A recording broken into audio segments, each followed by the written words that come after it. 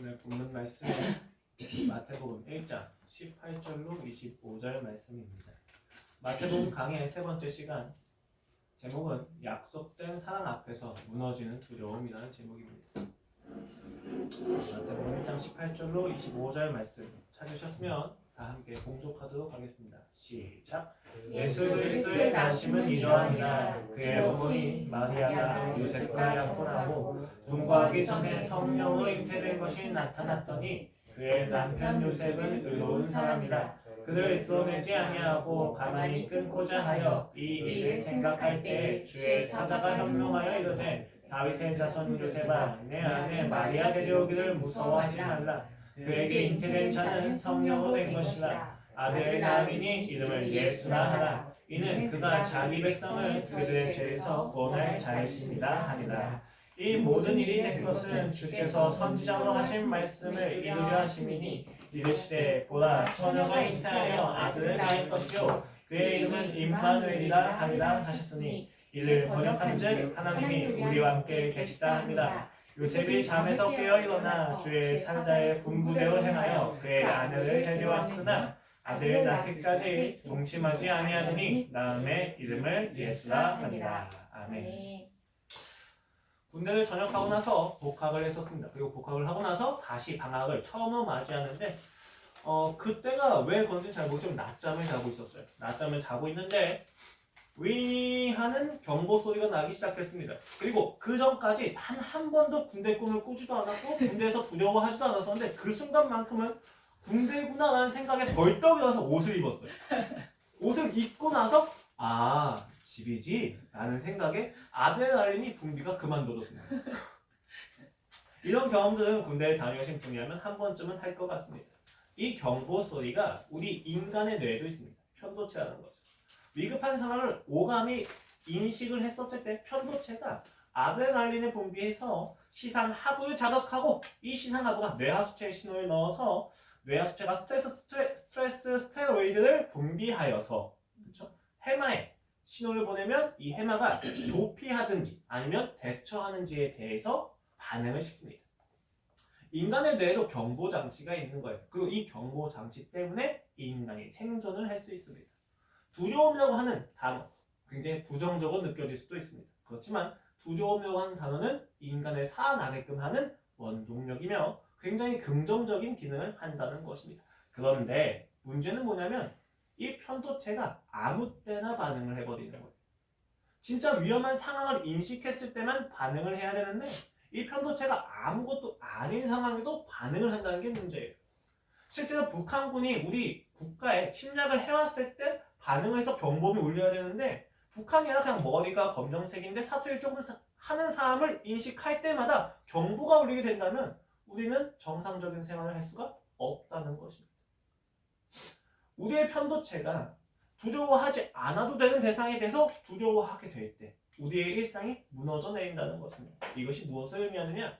우리가 가지는 두려움에는 바른 그리고 건강한 기능을 하는 두려움도 있지만 굉장히 거짓된 두려움도 있다는 것입니다. 반응하지 말아야 되는 것에 대해서 반응을 하는 두려움조차도 있다는 것입니다. 그러므로 우리는 이 두려움에 대해서 반드시 분별해야만 합니다. 왜? 분별을 잘 하지 못한다면 우리의 일상생활이 지속될 수가 없기 때문입니다. 두려움을 잘 분별했었을 때 우리는 우리의 인생을 좀 더 건강하게 잘 이어나갈 수 있다는 것입니다. 이 분별을 위해서 오늘 마태복음 1장 18절로 25절 말씀을 함께 살펴보도록 하겠습니다. 마태복음의 서론은 1장 1절부터 17절까지의 내용으로 예수 그리스도가 왕이다라는 것을 이야기합니다. 그 이 왕되심은 하나님의 약속을 이어갔다는 점에서 그리고 그가 새로운 메시아라는 점에서 그 이스라엘의 과거를 다 수용하고 그 이스라엘의 새로운 시작을 함께 이야기해주고 있습니다. 신자의 삶에서 이 예수 그리스도가 왕으로 선포되었고 그 예수 그리스도가 왕된 나라에서 신자들은 자신의 모든 상처와 죄됨을 다 끌어안고 살아갈 수 있으며 동시에 새로운 시작도 할 수가 있다고 제가 저번 주 그리고 저저번 주 시간에 이야기를 드렸습니다. 그리고 이제 본격적인 시작으로 예수 그리스도에 대한 이야기가 시작됩니다. 먼저는 1장 18절부터 2장 23절까지 첫 일부로 이야기를 해서 예수 그리스도의 출생과 관련된 일화들을 하나씩 설명합니다. 동정녀 마리아 사건, 애굽으로 피신하는 사건, 헤롯 왕이 유아들 살해하는 사건, 그리고 다시 나사렛에서 예수님이 돌아오시는 사건, 이 네 가지의 사건을 1장부터 2장까지 설명을 하는데, 재미있는 것은 각각의 사건에 대해서 구약의 한 말씀 한 말씀 한 말씀이 성취되는 것이 문맥이라는 겁니다. 그리고 오늘 첫 번째는 이사야서 7장 14절이 성취되는 것을 요셉의 관점에서 동정녀 마리아의 사건을 통해서 이야기를 해주고 있다는 것입니다. 요셉이 동정녀 마리아가 임신한 것을 알고 어떻게 행했습니까? 마리아를 가만히 조용히 끌어내고자 하여 도망갔습니다. 이 도망가려고 할 때 그가 어떤 사건을 경험하고 그 경험한 사건으로 인해서 다시 그 아내 마리아에게 돌아갑니다. 무엇이 요셉으로 하여금 다시 마리아에게 돌아가게 하였는가? 라는 점을 우리가 살펴볼 것인데, 그 사건의 중심에는 천사가 있습니다. 요셉이 이 일을 생각할 때, 마리아를 끊고자 하려고 할 때 천사가 나타나서 요셉에게 이야기합니다. 무서워하지 말라. 그리고 그 무서워하지 말라의 근거로서 약속을 제시합니다. 그 약속을 제시하고 약속이 성취되었다는 것을 근거로 해서 요셉이 다시 돌아가게 된다는 것입니다. 우리는 오늘 이 말씀 속에서, 그 이 약속의 성취라고 하는 단어 속에서 두려움을 분별할 수 있는 근거를 얻어낼 수가 있습니다. 그 부분이 어떠한 부분인지 함께 살펴보도록 하겠습니다. 첫 번째로 요셉을 돌이키게 한 것은 무서워하지 말라고 했던 천사의 메시지였습니다. 여러분, 먼저 천사가 두려워하지 말라고 이야기했다는 것은 요셉이 두려움 속에 있었다는 것을 의미합니다. 오늘 본문은 이렇게 이야기하고 있습니다. 20절 말씀입니다. 이 일을 생각할 때에 주의 사자가 현몽하여 이르되 다윗의 자손 요셉아, 너희 아내 마리아 데려오기를 무서워하지 말라. 그에게 잉태된 자는 성령으로 된 것이라 라고 이야기하고 있습니다. 오늘 요셉이 무엇을 두려워하고 있습니까? 요셉이 두려워하는 내용은 무엇입니까? 혹자는 여기서 천사가 나타났다는 사실 하나만 가지고도 요셉이 두려워하기에 충분하다고 이야기합니다. 왜냐하면 구약에서 나타나는 천사들은 항상 죽음과 함께 동반되어졌기 때문입니다. 그러나 오늘 본문 말씀에서는 정확히 이야기하고 있습니다. 두려움의 내용이 무엇이냐? 천사나 경외로운 존재들을 본 거에 대한 두려움인가 놀라움이었는가? 아닙니다. 너의 아내 마리아 데려오기를 무서워하지 말라고 정확히 이야기하고 있습니다. 요셉이 지금 아내 마리아를 데려오는 것에 대해서 두려워하고 있다는 것입니다. 당시에 유대인 사회에서 약혼 관계한 건 사실상 결혼과 똑같았습니다. 같이 잠을 자지 않을 뿐이지 사실 데려오지 않았을 뿐이지 이 약혼 관계 속에서 약혼을 파기했다라는 사실은 이혼과 같았으며, 약혼 중에 다른 남자 사랑에 빠졌다라는 사실은 불륜과 같았습니다. 그리고 이 약혼이 결혼이 되기 위한 유일한 행위는 신랑이 신부에게 찾아가서 신부를 데려오는 행위였어요. 그러니까 데려오기를 두려워했다는 것은 요셉이 결혼하는 것에 대해서 무서워했다는 것입니다. 이 무서움을 한국 남자들이 생각하는 무서움과 또 동일하게 생각하면 조금 곤란합니다. 한국 남자들이 두려워하죠. 결혼하는 것 자체에 대해서. 왜 두려워하죠?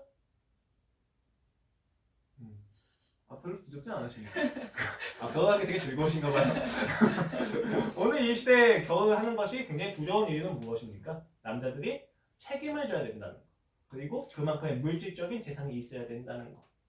그리고 결혼하게 돼서 아내가 이쁜 줄 알았는데 화장을 지우고 나면 이쁘지 않을 수도 있다는 두려움 속에서. 심지어 요새는 결혼했는데 트랜스젠더인 경우도 있어요. 굉장히 두렵습니다. 근데 오늘 요셉이 이야기하는 두려움은 그런 두려움은 아니에요. 데려오기를 두려워하고 결혼하기를 두려워했다는 사실은 요셉이 그 안에 무언가가 있었다는 것입니다. 심지어 오늘 천사는 굉장히 직접적으로 이야기해요. 너의 아내 마리아를 데려오기를 두려워하지 말라. 그냥 마리아가 아닙니다. 요셉아, 너의 아내다 마리아가. 그 마리아, 너의 아내인 마리아를 데려오는 것을 두려워하지 마. 이미 천사는 결혼 관계로 보고 있는 거예요. 그렇다면 요셉으로 하여금 두렵게 만드는 그 근거는 무엇이었습니까? 굉장히 간단해요. 그가 가지고 있는 두려움의 원인은 그가 가지고 있는 의로움이었습니다. 그가 가지고 있는 자신의 의로움이 그로 하여금 두렵게 만들었다는 것입니다. 이것은 앞뒤 문맥을 보면 굉장히 쉽게 이해할 수가 있습니다. 18절 말씀입니다. 예수 그리스도의 나심은 이러하니라. 그의 어머니 마리아가 요셉과 약혼하고 동거하기 전에 성령으로 잉태된 것이 나타났더니 라고 이야기하고 있어요.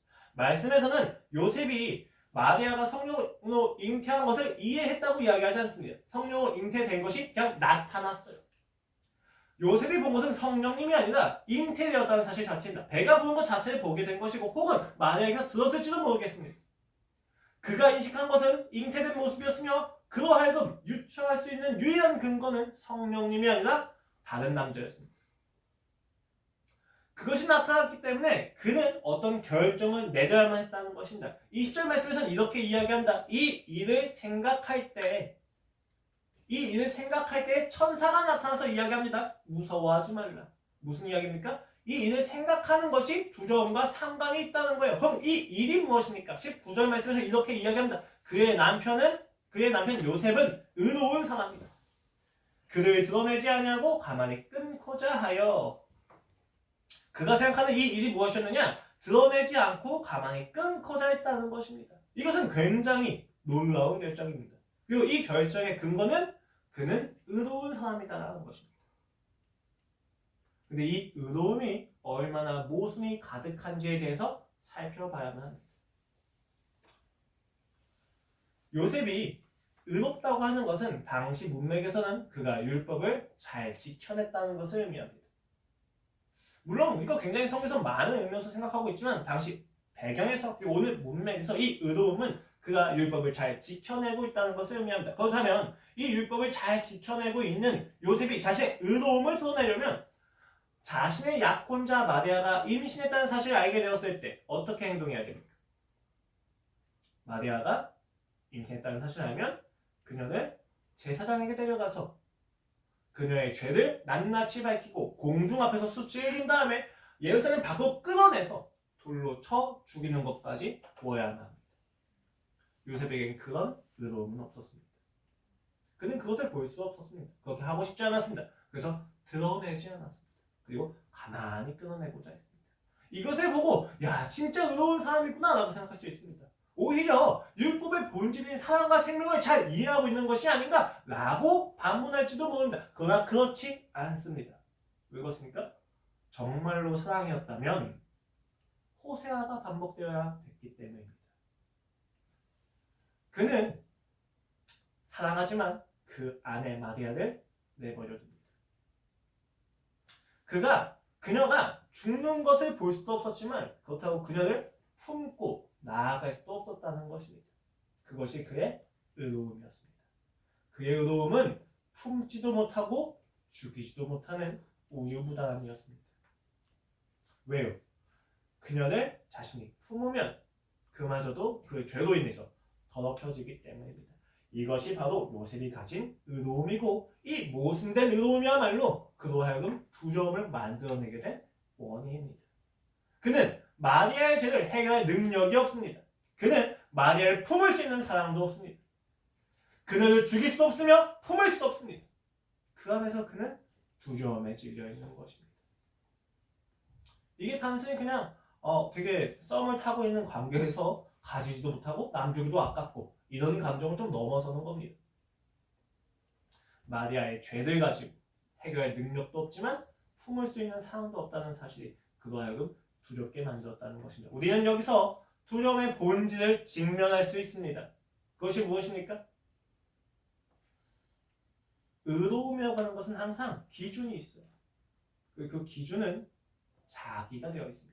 물론 유대 문맥에서는 율법이 기준이 되었겠지만 그 율법을 지키는 자기 자신을 우리는 항상 바라보고 있다는 것입니다. 요셉이 이야기하는 그 의로움의 본질에는 무엇이 있습니까? 자신이 바라는 자기 자신이 있어요. 자신이 되었으면 하는 자기 기준이 있다는 것입니다. 이 기준이 우리로 하여금 두려움을 만들어낸다는 거예요. 두려움은 나의 생존과 나의 성장과 나를 유지하는 것에 대해서 방해하거나 위협할 수 있는 모든 것에 대해서 반응하는 편도체의 반응이에요. 그런데 지금 이 의로움이 왜 두려움을 만들어내는가? 내가 바라고 내가 원하는 내가 되기를 갈망하고 있던 내가 되기에 방해되는 게 있고 위협되는 게 있다는 것을 발견했다는 거예요. 요셉이 마리아 데려오길 두려워했다는 것은 자신이 바라고 자신이 기대하던 자신을 만들어낼 때에 마리아가 방해가 된다는 것을 의미합니다. 어떤 부분에서 그렇습니까? 첫 번째, 마리아를 죽이기에는 바뀌는 것을 볼 수 있는 능력이 없었고 그를 해결해 줄 수 있는 능력도 없었다는 것입니다. 두 번째는 그 마리아를 데려와서 평생 살아가기에는 그녀를 사랑할 수 있는 자신도 없었다는 겁니다. 마리아와 결혼하는 순간 혹은 마리아를 죽이는 그 순간 요셉은 자기가 바라고 자기가 기대하던 자신의 모습과는 괴리된 인생을 살아갈 수밖에 없었다는 것입니다. 우리도 마찬가지예요. 우리가 이야기하는 두려움도 많은 부분 여기에서 속아 넘어가는 부분이 있습니다. 두려워하지 않아도 되는 부분에 왜 우리가 두려워하는가? 간단해요. 내가 바라는 모습이 있어요. 내가 기대하는 모습이 있어요. 내가 열망하는 나의 모습이 있단 말입니다. 그런데 그 모습을 이루는 것에 방해가 되고 위협되는 게 항상 있다는 겁니다. 그렇다면 여러분, 두려워하지 말라는 이야기는 두려움이라고 하는 감정을 없애라는 이야기가 아니라 이 두려움을 만들어내는 기준을 바꾸라는 이야기로 이해할 수가 있다는 것입니다. 두려워하지 말라가 아니에요. 지금 너로 하여금 두렵게 만들고 있는 너가 가지고 있는 그 기준 자체를 바꿔야 된다는 이야기를 한다는 것입니다. 오늘 요셉이 느끼는 그 두려움은 없어져야만 하는 두려움이 아닙니다. 오늘 요셉이 느끼는 두려움은 바뀌어야 하는 두려움입니다. 두려움이 없으면 안 돼요. 우리는 하나님을 경외해야죠. 두려워해야 됩니다. 그러나 이 두려움의 기준이 근거가 달라져야 된다는 얘기예요. 예를 들어 봅시다. 저는 지금 매우 두렵습니다. 무엇이 그토록 저를 두렵게 만들까요? 밖에 나가서 일을 하면서 돈을 벌면서 그렇게 평생 나의 안위를 챙기면서 하나님하고는 무관한 인생을 살아갈까? 저는 참으로 두렵습니다. 그리고 예배하는 이 시간 속에서 모든 사람이 없고 혼자 예배드리게 되면서 혹시 내가 모든 사람에게 버림받는 것은 아닐까? 라는 두려움도 역시 존재합니다. 이 두려움의 본질은 무엇입니까? 제가 가지고 있는 두려움의 본질은 무엇입니까? 누군가 이렇게 이야기할 수 있습니다. 아유, 야, 하나님이 하나 다 하실 거야. 다 같이 계실 거야. 괜찮아. 괜찮습니까? 나도 안 괜찮아요. 특히 저 같은 경우는 위로를 받아도 별로 위로를 못 받는 사람인데 그렇죠? 왜 그게 위로가 될 수 없습니까? 본질이 아니기 때문이에요. 본질에 대해서 이야기해주는 위로가 아니라 표면적인 이야기이기 때문입니다. 제가 가지고 있는 두려움의 본질은 뭐예요? 하나님의 일에 전혀 참여하지 못할까봐? 하나님과 전혀 관계없이 살까봐? 아니요. 하나님을 전혀 사랑하지 않는 인생을 괜찮아 할까봐. 내가 가진 능력과 내가 가진 신앙이 하나님과의 관계를 증명하지 못할까봐. 내 능력과 소유가 내 신앙을 증명해내지 못할까봐가 두렵다는 거. 그리고 그것이 많은 사람들을 떠나가게 했을 때 아무도 내 곁에 없는 것이 나의 부족함과 나의 정체성을 부정하게 할까봐. 이게 두렵다는 거예요. 그럼 여기서 사실 바른 위로는 어떻게 나타나야 됩니까? 하나님이 하실 거야. 아유, 괜찮아. 아무도 안 떠나. 아니요. 그게 문제가 아니에요. 그 비참함 속에서도 그 아픔 속에서도 네가 모든 것이 너의 능력과 소유가 부정된 모든 상황 속에서도 너는 네가 하나님을 떠나는 그 순간에서도 하나님은 너를 떠나지 않으신다가 정답이에요. 그때만 우리가 위로를 받을 수가 있습니다. 내 소유와 능력이 나를 입증하지 못한다 할지라도 나를 증명하고 나를 붙잡고 나를 지지해주는 하나님이 계시구나. 기준이 바뀌어야 된다는 이야기입니다. 우리 앞에는 그러한 마리아가 굉장히 많이 있습니다. 임신한 마리아, 잉태한 마리아가 우리 앞에 굉장히 많이 있습니다. 죽이기에도 힘들고 데려오기도 힘들어요. 우리의 능력이 부정당하면 우리의 사랑이 부정당합니다. 내가 이 일을 해나가는 것에서 내가 정말 잘 해낼 수 있을까? 왜 두려워요? 왜 내가 못하는 게 그렇게 두렵습니까? 내가 이 일을 잘 못 해냈을 때 내가 나를 받아들일 수가 없다는 거예요. 이것마저도 못하는 나를 내가 어떻게 받아들입니까? 이 능력도 없는 내가 어떻게 내가 될 수 있습니까? 이 내가 어떻게 버림받지 않을 수 있겠냐는 것입니다. 이 일을 못하면 나는 모든 사람에게 버림받기에 마땅하다고 스스로 생각하고 있다는 것입니다. 그리고 천사가 이야기합니다. 무서워하지 말라. 복음이에요. 미래에 끊임없는 막연함과 혼란 앞에서 자신의 능력과 소유가 거절당하면서도 불구하고 입증할 수 없음 앞에서 나의 사랑과 능력과 나의 존재를 입증할 수 없는 그 앞에서 무릎 꿇고 있는 존재들에게 천사가 하나님의 메시지를 전합니다. 무서워하지 말라. 실패하는 것을, 부정당하는 것을, 거절당하는 것을 무서워하지 말라는 것입니다. 왜요? 거절당한다고 해서, 못한다고 해서, 버림당한다고 해서 내가 하나님의 자녀가 되지 않는 것은 아니기 때문에. 우리의 신앙의 여정에서 가장 두려운 게 뭐예요? 하나님이 일을 하지 못하는 거? 전도하지 못하는 거? 나의 삶이 좀 더 부유해지지 못하는 거? 아니죠. 우리의 신앙의 여정에서 가장 두려운 것은 내가 다시 그리스도를 십자가에 못 박을까 하는 두려움입니다. 그 사랑을 알았음에도 불구하고 다시 예수님을 십자가에 못 박아 죽일까 하는 두려움이 우리의 속에 끊임없이 있습니다. 예수님을 다시 십자가에 못 박는 나를 사랑할 수 있으십니까?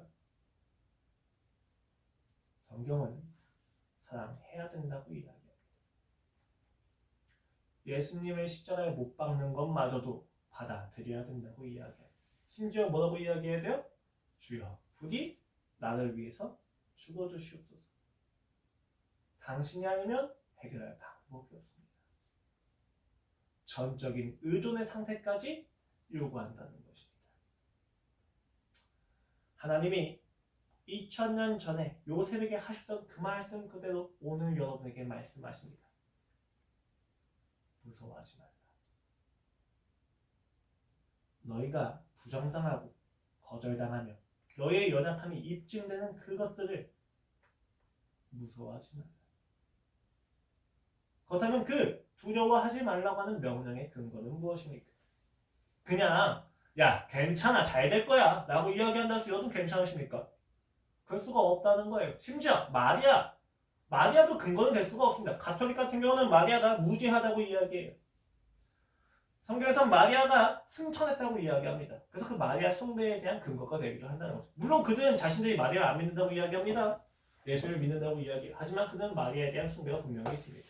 그 마리아가 무서워하지 말라고 하는 것에 대한 근거가 될까요? 되지 않죠. 그리고 막연한 기대가 근거가 될 수 있겠습니까? 그럴 수 없다는 것입니다. 오늘 본문은 마리아나 낙관적인 미래가 아니라 약속 자체에 대해서 집중을 하고 있습니다. 오늘 천사가 요셉을 부를 때 이렇게 이야기한다. 다윗의 자손 요셉아. 자신의 능력과 자신의 사랑 없음이 드러나고 있는 요셉에게 정체성을 정확히 이야기해줍니다. 다윗의 자손 요셉아. 약속된 자녀로서 살아가고 그 능력 없음과 사랑 없음으로 인해서 거절당할 수 없는 정체성을 먼저 이야기해 주는 거예요. 다윗의 자손 요셉아. 그것을 듣고 다윗 역시도 자신이 누구였는지 다시 한번 상기할 수 있다는 것입니다. 두 번째는 그게 이렇게 이야기합니다. 이제 그 본문 뒤에 가르라고 하는 원어가 생략이 되어 있는데 왜냐하면이에요. 왜냐하면 두려워하지 마. 왜냐하면 그에게 잉태된 자는 성령으로 된 것이다 라고 이야기합니다. 도망갈 이유가 없어져요. 왜요? 다른 남자가 아니라 성령님이 그 일의 근거였기 때문입니다. 원인이었기 때문입니다. 부정하다고 생각했는데 부정한 일이 아니라 거룩한 일이었다는 거예요. 이 두 가지는 우리의 삶에서도 다시 한번 반복이 되어져야 합니다. 우리 신자의 인생에서 두려움이 없기 위해서 이 두 가지가 필요합니다. 나의 능력과 소유와는 상관없이 관계 안에서 정확히 입증될 수 있는 나의 존재됨이에요. 그리고 두 번째는 내가 지금 닥쳐있는 그 시련들을 볼 때 이 시련들이 부정하다, 내게 위협이 된다가 아니라 이 시련이 거룩하고 인격적인 하나님의 사랑을 담고 있다는 사실이 발견되었을 때 우리는 우리의 인생에서 두려움을 걷어낼 수 있다는 것입니다. 우리가 무언가 일을 시도하려고 하면, 도전하려고 하면 두려움이 몰려요. 왜? 이 일을 해내지 못했을 때 부정당할 수밖에 없는, 버림당할 수밖에 없는 내가 인식되기 때문에. 또 이 시련들이, 이 일들이, 이 막연함이 나를 위협할 수밖에 없는 부정적인 걸로 여겨진다는 거예요. 그러나 하나님을 믿고 있는 신자들은 하나님과의 관계에서 정체성이 있기 때문에, 그리고 그 모든 일들이 우연이 아니라 나를 사랑하시는 하나님의 섭리이며 은혜라는 것을 알고 있기 때문에 우리는 두려움이 없다는 것입니다. 그런데 그렇다고 해서 우리가 정말 두렵지 않을 수 있습니까? 이것을 확인한다고 해서, 이것을 우리가 계속 되뇌인다고 해서 우리의 삶에서 두려움이 없어질 수 있습니까? 그럴 수 없다는 것입니다. 그래서 마태복음은 그 두 가지를, 정체성과 그 모든 일이 하나님으로부터 비롯되는 거룩함이라는 것을 알려주기 위해서, 받아들이게 하기 위해서 제시하는 것이 하나님의 약속이신 그리스도 예수입니다. 본문은 이렇게 이어집니다. 마리아가 아들을 낳으리니 이름을 예수라 하라. 이는 그가 자기 백성을 그들의 죄에서 구원할 자이심이라 하니라. 영어로 정확히 이야기하면 call his name Jesus. 명령문이 아니에요. You will call his name Jesus. 혹은 you shall call his name Jesus라고 이야기합니다. 여기 조동사가 will로도 쓰이고 shall로도 쓰입니다. 두 가지 다 가능한 번역인데 헬라어 원문에서는 이제 그 뭐라고 하더라? 2인칭 단수 직설법을 써가지고 그가 그렇게 말하게 되리라 라고 해석하는 것이 조금 더 적절합니다. 지금 천사가 요셉한테 명령하는 게 아니에요. 야, 그 이름을 예수님이라고 지어야 돼 라고 하는 게 아니에요. 네가 그 이름을 예수라고 말하게 될 거란다 라고 이야기하고 있다는 거예요. 왜? 그 이름의 뜻이 하나님의 백성들을 죄에서 구원할 자이기 때문이다 라고 이야기하는 것입니다. 여기서 우리는 조금 의아해요. 왜요? 지금 천사가 요셉을 설득하는 장면이라면 이렇게 이야기해야 돼요. 야, 마리아를 데려와. 그리고 마리아를 데려와야 되는데 마리아 데려도 괜찮다는 거에 대해서 내가 증거를 보여줄게 라고 하면서 산을 여기서 저쪽으로 옮겨주든지 바다에 있는 물을 없애든지 이런 놀라운 어떤 증거들을 보여줘야 돼요. 얼마나 능력 있는지 보여줬을 때 마리아를 데려도 내가 흠이 없고 내가 해가 없겠구나 이게 인정이 된단 말이에요. 그런데 천사는 전혀 이상한 방법을 쓰는 거예요. 야, 마리아를 데려와. 왜? 네가 그 이름은 예수가 할 거거든. 말이 안 되는 거예요. 결과를 가지고 설득할 수가 없단 말이에요. 제가 유민이한테 야, 유민아 네가 정말 잘 될 거야? 라고 이야기를 합니다. 유민아 네가 진짜 잘 될 거야? 형 그걸 어떻게 믿을 수 있어요? 야, 너 잘 될 거니까. 너 복권 될 거니까. 너 쇼미더머니에서 1등 할 거니까. 라고 이야기하는 게 유민이한테 위로가 되겠냐는 거죠. 오히려 비아냥으로 느껴진다는 거예요. 지금 성경에서는 그런 식으로 설득을 하고 있다는 것입니다. 마리아 데려와. 왜요? 성령이 잉태된 거거든. 그리고 네가 그 이름을 예수라고 짓게 될 거야. 이게 어떻게 증거가 될 수 있고 이게 어떻게 동력이 될 수 있냐는 것입니다. 근데 성경에서 이런 장면들이 굉장히 많이 나타나요. 하나님이 일을 약속하실 때 어떤 전략을 가르쳐주지 않고 그 일의 결과를 먼저 얘기하시는 거예요. 예를 들면 히스기야가 왕이 되었을 때 그 아스에게 침략당할 때 이사야한테 그 징조를 구합니다. 근데 이사야가 이야기할 때 이렇게 이야기합니다. 37장 30절 말씀입니다. 어떤 증거와 전략도 이야기하지 않고 왕이여 이것이 왕에게 징조가 되리니 라고 이야기해서 이렇게 이야기해요. 올해는 스스로 난 것을 먹을 것이요 둘째 해는 또 거기서 난 것을 먹을 것이요 셋째 해는 심고 거두며 포도나무를 심고 그 열매를 먹을 것이니이다 라고 이야기합니다. 첫째 해, 둘째 해, 셋째 올해, 2년 후, 3년 후에 이렇게 할 수 있을 겁니다 라고 이야기해요. 그러니까 망하지 않을 거예요 라고 이야기합니다. 이상하게 하나님의 화법은 그 일의 결과를 이야기하는 것을 통해서 오늘 우리에게 안정감을 준다는 것입니다. 우리에게 믿음을 주신다는 겁니다. 이러한 이야기는 하나님이 주장하고 하나님이 중심 삼고 있는 증거는 능력이 아니라 인격이 있다는 것을 의미합니다. 그 인격이 얼마나 확립되어 있는지에 따라서 그 미래에 이루어질 일들 역시도 믿게 된다는 것입니다. 오늘 본문 같은 경우는 여기서 조금 더 한 건 나아가서 약속의 성취에 대해서 조금 더 집중을 하고 있습니다. 22절로 23절 말씀을 보면 이렇게 이야기합니다. 이 모든 일이 된 것은 주께서 선지자로 하신 말씀을 이루려 하심이니 이르시되 보라 처녀가 잉태하여 아들을 낳을 것이요 그의 이름은 임마누엘이라 하니라 하셨으니 이를 번역한즉 하나님이 우리와 함께 계시다 합니다. 이것은 이사야서 7장 14절 말씀의 성취입니다. 그러므로 주께서 친히 징조를 너에게 주실 것이라 보라 처녀가 잉태하여 아들을 낳을 것이요 그의 이름은 임마누엘이라 하리라. 당시에 고대 근동에서 패권을 두고 싸우고 있는 두 존재가 있었어요. 애굽과 아시리아입니다. 이 애굽과 아시리아 사이에 누가 있었느냐? 남유다와 북이스라엘과 아람 군대가 있었어요. 북이스라엘과 아람 군대는 그 아시리아에 대해서 반아시리아 군대를 조직합니다. 그런데 남유다는 굉장히 얍삽하고 강교했기 때문에 아시리아 정권에 대해서 찬성을 합니다. 친아시리아였던 거예요. 이것을 보기 싫었던 아람 군대와 북이스라엘 군대가 남유다를 둘러싸서 침략합니다. 예루살렘밖에 남지 않게 된 사실이 이때 이사야가 와서 그 아하스 왕에게 이야기합니다. 7장 11절 말씀입니다. 너는 너의 하나님 여호와께 한 징조를 구하되 깊은 데에서든지 높은 데에서든지 구하라 하시니라. 징조를 구하라는 거예요. 하나님께 기도를 하라는 거예요. 근데 아하스가 굉장히 놀라운 대답을 합니다. 아하스가 이르되 나는 구하지 아니하겠나이다. 왜요? 나는 여호와를 시험하지 아니하겠나이다 하니라. 굉장히 신실한 것처럼 여겨집니다. 야, 하나님을 시험하지도 않고 믿겠다는 이야기구나 라고 생각이 들 수 있지만 사실 이미 아하스 왕은 침략당하고 있는 중에서 자신이 믿고 있는 아수에게 이미 전령을 보낸 상태예요. 아수가 자기를 도와줄 거라고 믿고 있는 상태입니다. 하나님이 도와주지 않더라도 자기는 살 수 있다.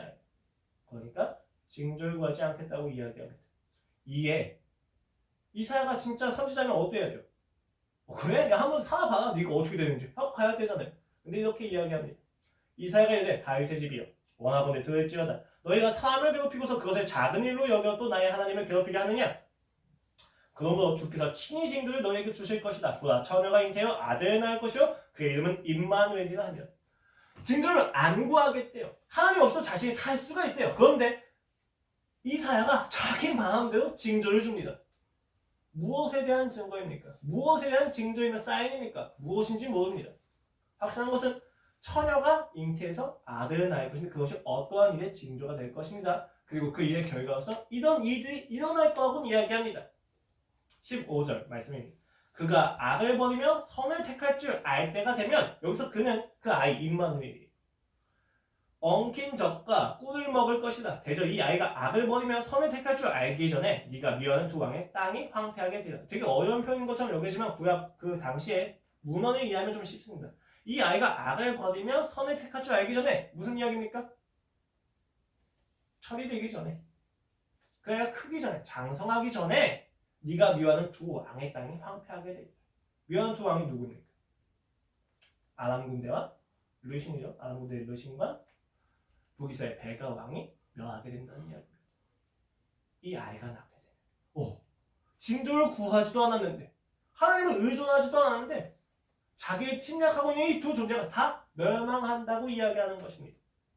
그런데 여기서 끝나지 않습니다. 17절 말씀입니다. 여호와께서 에브라임이 유다에 떠날 때부터 당하여 보진 못한 날을 너와 너의 백성과 너의 아버지 집에 임하게 하시리니 곧 아수르 왕이 오는 날입니다. 북이스라엘 망해요. 아람이 망해요. 그리고 나서 남유다 너와 너의 아버지 집도 너의 백성도 망하게 될 거다. 누구도? 북이스라엘과 아람 군대에 망하게 했던 아하스 왕으로 인해서. 이상한 이야기입니다. 아하스가 하나님을 구하지 않았어요. 그랬더니 이사야가 징조를 줍니다. 그리고 그 징조 임마누엘, 이 임마누엘을 주면서 이야기하는 것은 북이스라엘과 아람 너를 치면 그 두 족이 다 망하게 될 거란다 라고 이야기하고 이어서 너도 망하게 될 거란다 라고 이야기합니다. 이상한 이야기죠. 이미 구약에서 예언이 이루어진 거예요. 그럼 이게 예수님한테 이어질 이유가 있습니까? 없습니까? 없죠. 당시 아하스는 원하진 않았지만 그 아하스에게 이사야가 했던 징조 임마누엘이라고 하는 것은 이루어졌다는 말입니다. 그런데 이 이루어진 게 온전하게 이루어지진 않았어요. 왜요? 유다도 같이 망했기 때문에. 그 징조가 진짜 이루어졌으려면 유다는 망하지 않고 영원토록 그 세를 유지하고 있었어야 되는데 유다 역시도 같이 망했단 말이에요. 즉 이사야가 의도하고 있는 징조는 이스라엘 너희가 군사적인 정권으로부터 구원받을 거야. 이방인으로부터 그 앞뒤로부터 그 위대한 이방 국가의 군사력으로부터 너희가 구원받을 거야가 아니라는 이야기. 이사야가 이야기했던 예언 자체는 유다도 같이 망하는 것을 통해서 무엇을 확인시킨다? 지금 내가 이야기하는 구원은 이 약속은 너희가 원하고 있는 능력과 소리로부터의 구원이 아니야. 너희가 멸망하는데도 불구하고 괜찮을 수 있는 내용이야 라고 하는데 그게 예수님에게서 확인되는 거예요. 그래서 마태가 이렇게 덧붙이는 겁니다. 아들을 낳으리니 이름을 예수라 하게 될 것이다 한다. 왜냐하면 그가 자기 백성을 그들의 죄에서 구원할 자이심이라 합니다. 이사야가 했던 예언에 대해서 지금 마태가 다시 재해석을 하는 겁니다.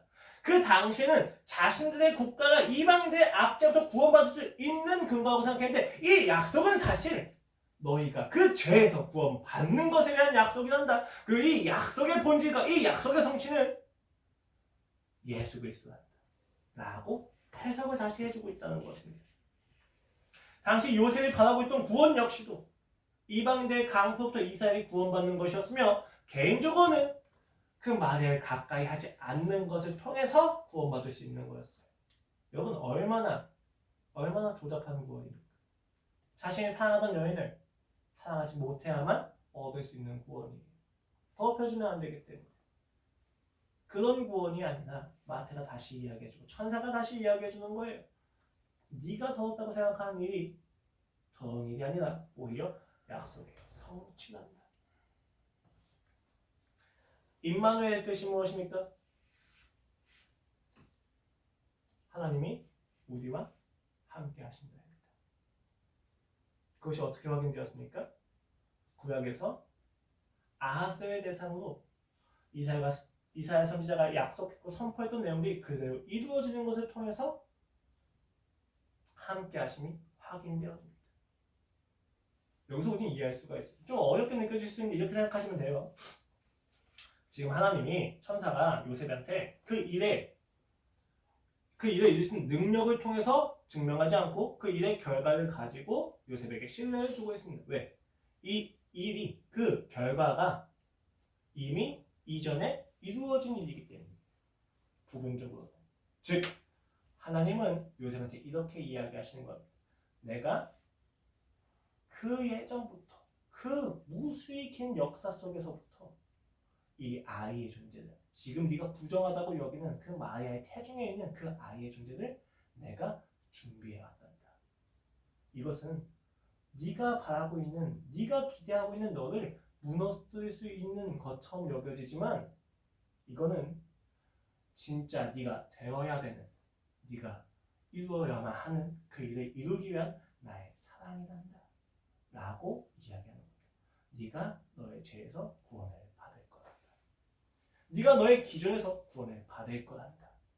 너는 지금 이 일이, 이 사건이 너를 위협하고 너를 무너뜨리고 너를 죽이고 너를 입증하지 못하는 것처럼 여겨지겠지만, 이 일은 내가 너의 죄 때문에 일으킨 일도 아니면 이미 이전부터 이스라엘 역사 속에서 이루어진 그 모든 연장선에서 너로 하여금 진짜 네가 되게 하기 위하여 준비한 일이다. 이름을 예수라 하나, 이는 그가 저희 백성을 죄에서 구원합니다. 이미 하나님의 약속은 이루어지고 있는 중이었다는 것입니다. 그러니까 신뢰하라는 거예요. 그리고 요셉이 그 이름을 예수라고 짓게 됩니다. 그 예언이 이루어집니다. 왜요?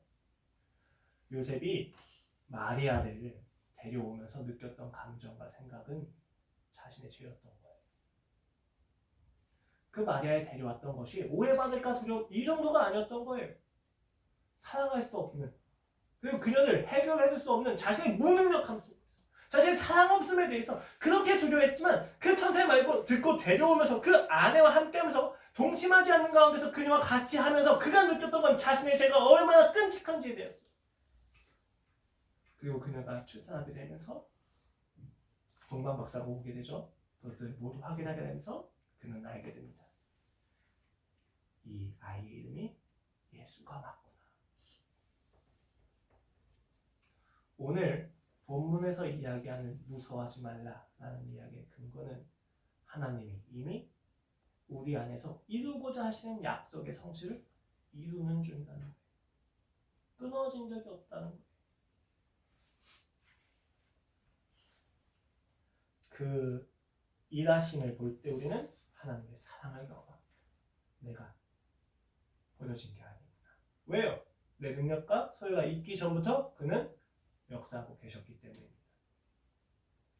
마리아를 버리고 떠나려고 하는 요셉은 두려움에 찔려 있습니다. 그의 두려움은 자신의 의로움과 자신의 사랑이 없음이 드러나는 것이 두려웠기 때문입니다. 그는 그 자신을 받아들일 수가 없었습니다. 그래서 천사가 와서 이야기합니다. 무서워하지 말라. 복음이었습니다. 그 근거는 무엇이었습니까? 그가 다윗의 자손이었다는 것. 그가 부정하다고 여기는 그 마리아의 잉태가 하나님을 도운 거룩한 일이었다는 것, 사랑이었다는 것이 확인될 때였습니다. 이것이 어떻게 적용될 수 있습니까? 이사야서 7장 14절 임마누엘의 약속이 아하스의 불신을 향해서 일시적으로 이루어졌다는 것이었습니다. 그리고 이제 이 진정한 예언이 예수님을 통해서 자신의 삶에서 이루어진다는 것입니다. 그리고 그것은 하나님의 함께하심이었습니다. 임마누엘이었다는 것. 동정녀가 아이를 낳은 사건이 입증된 것이 아니라 그 아이의 존재가 하나님의 함께하심을 확신할 수 있게 해주었다는 것에 있습니다. 우리는 지금까지 죄를 짓지 않는 거룩함과 약해지지 않는 강함, 부담이 없는 담대함과 증오가 없는 사랑을 추구해왔습니다. 그러나 우리의 인생은 녹록지가 않습니다. 아무리 진정성과 진심이 있다 할지라도 불가능합니다. 그 진심과 진정성이 세운 기준은 오히려 자기의 의가 되어서 우리의 두려움을 더 촉발시킵니다. 한 발자국을 내딛지 못하게 하는 거예요. 하나님을 믿는 것도 진로를 준비하는 것도 우리는 모두 두려움 속에 빠져 있습니다. 할 수가 없어요. 왜? 이것을 했는데 내가 못하면 어떻게 하지 않은 거예요. 어떤 일을 시작하는데 우리는 두 가지 두려움이 있죠. 그 일을 이루지 못하는 나의 무능력에 두려울 때가 있습니다. 두 번째 무엇입니까? 이 일을 하는 것에 있어서 상황이 나를 압박할 때 그 압박 속에서 내가 노력을 할 수 있을 정도로 이 일을 사랑하지 않으면 어떻게 해야지 하는 거예요. 우리의 두려움은 상황에 있잖아요. 우리의 두려움은 나 자신의 무능력이 있습니다. 왜요? 우리는 많이 경험하잖아요. 많이 듣잖아요. 모든 상황과 그 힘든 상황들 이겨낸 사람들의 고백들, 간증들 듣잖아요. 그러니까 그 간증들 들으면 들어서 그런 의심이 드는 거예요. 왜 나는 안 될까? 왜 나는 능력이 없을까? 왜 나는 이 일을 그토록 사랑하지 못할까? 두려운 거예요. 그래서 시작을 못합니다. 한 발자국 내딛을 수가 없어요. 내딛는다 할자로 그 두려움은 더해집니다. 왜요? 이 일을 이루는 근거가 내 능력이기 때문이에요. 내 사랑이기 때문이에요. 이것을 이룬 내가 중요하기 때문이에요. 그러니까 사소한 잘못에서도 우리는 우리의 능력 없음을 보면서 절망해버리는 거예요. 그렇게 절망하는 사람들, 두려움에 질린 사람들이 하는 결단은 무엇입니까? 모든 것을 끊어버리는 것입니다. 가져갈 수 없고 이룰 수 없어요. 그러니까 끊어버리는 거예요. 자기만의 동굴에 빠져 있게 되는 것입니다. 그렇게 생각하는 거죠. 나는 글렀어. 안 돼. 망했어. 어느 누가 나를 구원할 수 있을까? 그렇게 어느 누가 나를 구원할 수 있을까? 어느 누가 나의 인생을 바꿀 수 있을까? 라고 하는 질문에 오늘 본문이 응하는 것입니다. 무서워하지 말라. 이미 하나님께서 그 일을 하고 계시는 중이란다. 너의 인생은, 너의 그 자아는 네가 이루는 것이 아니라 그 하나님의 사랑 안에서 이루어져 가는 것이란다. 라는 것입니다. 요셉이 잠에서 깨어 일어나 주의 사자의 분부대로 행하여 그의 아내를 데려왔으나 아들을 낳기까지 동침하지 아니하더니 다음에 그 이름을 예수라 하니라. 그것이 요셉으로 하여금 천사의 이야기에 순종하게 해줬다는 것입니다. 두려움은 하나의 경고장치입니다. 그러나 우리는 두려워하지 말아야 될 것에 대해서 두려워하고 있습니다. 무엇을 그토록 두려워합니까? 내가 해야만 한다는 것, 내가 개척해내야만 한다는 것, 내가 극복해내야만 한다는 것, 내가 성장해야만 한다는 것에 우리는 끊임없이 속고 있다는 것입니다. 내가 기대하고 바라고 소망하는 힘든 나를 지키는 것에 대해서 우리는 끊임없이 두려움을 가지게 됩니다. 이 두려움을 없애기 위해서는 두려움이라고 하는 감정을 없애는 것, 편도체에 잘라버리는 게 아니라 목적을 바꾸면 돼요. 내가 아니어도 됩니다. 내 능력이 입증되지 않아도 괜찮다는 것입니다. 예수 그리스도가 이 일을 이루실 것에 대한 확신이 있다면, 신뢰가 있다면 거기서 우리는 두려움을 경험하지 않을 수 있다는 것입니다. 그렇기 때문에 신자는 실패를 두려워하지 않습니다. 그 실패가 하나님 안에서 진정으로 지켜야만 하는 나를 무너뜨릴 수 없기 때문입니다. 그 실패가 그 사랑을 막을 수가 없기 때문입니다. 나의 무능력함과 나의 부족함과 나의 죄됨이 그 하나님의 사랑, 약속된 사랑, 이미 이루어져 왔던 그 사랑을 막을 수가 없기 때문입니다. 그러므로 신자는 실패해도 괜찮은 특권이 있습니다. 단언합니다. 신자의 실패는 세상의 성공보다 영광스럽습니다. 실패하십시오. 더 실패하십시오. 더 힘들어지고 더 무너지십시오. 무너지면 무너질수록, 실패하면 실패할수록 확인하게 되는 사랑이 있을 겁니다. 여러분 인생을 성공시키는 것은 노력과 의지가 아닙니다. 인생을 성공시키는 것은 의지와 노력을 불러일으키는 사랑입니다. 사랑이 없으면 어떤 인생도 성공할 수 없으며 어떤 인생도 행복할 수 없습니다. 그게 오늘 본문의 선언입니다. 죄에서 구원받았다. 네가 이루고 싶은 네가 아니라 네가 되어야만 하는 것.